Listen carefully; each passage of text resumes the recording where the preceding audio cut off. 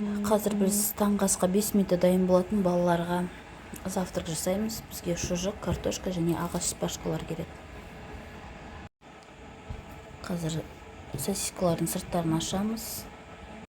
Мінекей шұжықтарымызды ашып болдық. Енді 3 бөлікке бөлеміз. Осылайынан.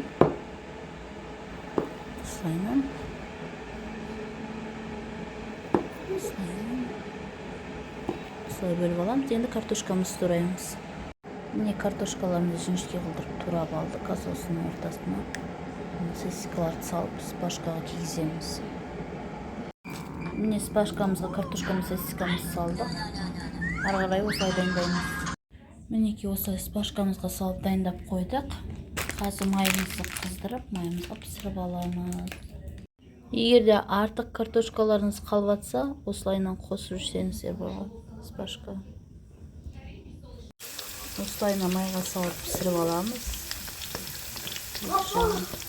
Мінекей біздің завтрактарымыз дайын болды. Осылайынан піседі. Майды ақырына қоясыздар, қатысына қойсаңыздар картошкалар дұрыс піспей қалады.